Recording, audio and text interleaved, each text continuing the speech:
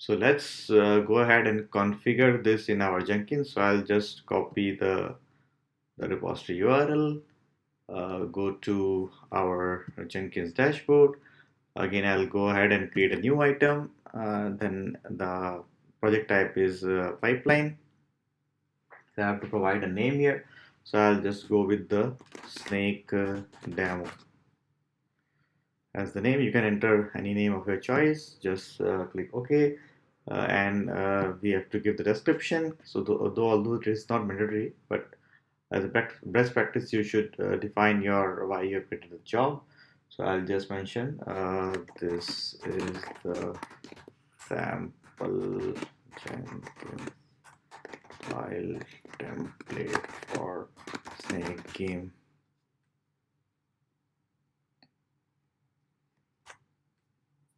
Okay, so I'll just keep everything as default, and we'll go to here. We'll go with pipelines script from SCM.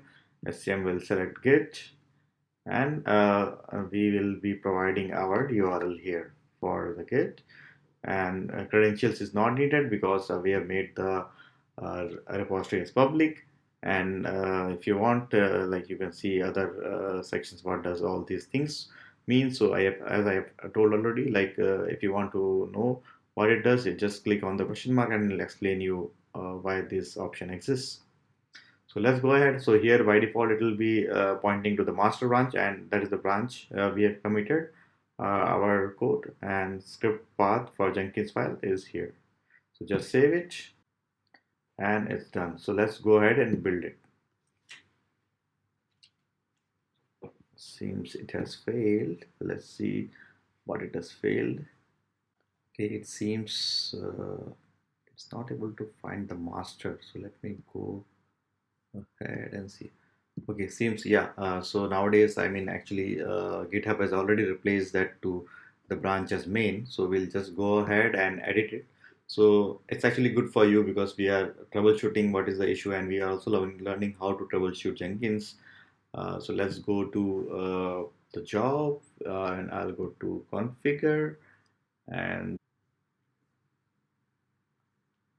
instead in the branch specify here, so we can just mention is that main branch. So let's go ahead and save it, and I'll build it again.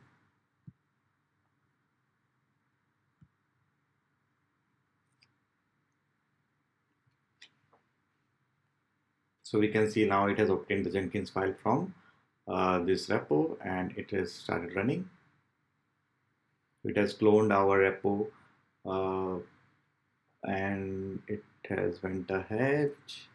And it's still, yeah, it's adding Jenkins file. It has the echo message from the SAS stage, echo message from the build and tag, echo message from Docker have repo. So it is finally success, and it has run all the stages. So let's go ahead. Yes, so we can see all the stages are here, like wherever we echo from the different stages. So all the things are here. So we also learned how to troubleshoot the issue in Jenkins live. So yeah, again, it has the same functionality like our in the previous case we have for declarative. Like if you want to see the logs for individual stages, you can go ahead and see from here. So this is the checkout log. If you want for other stages, just go again from here and check it. If you want the whole consolidated log, just go to the success build or the build number and the console output. So for the changes, you can see the changes from here, but this is the first commit. This is the first time we have run, and already the changes were there.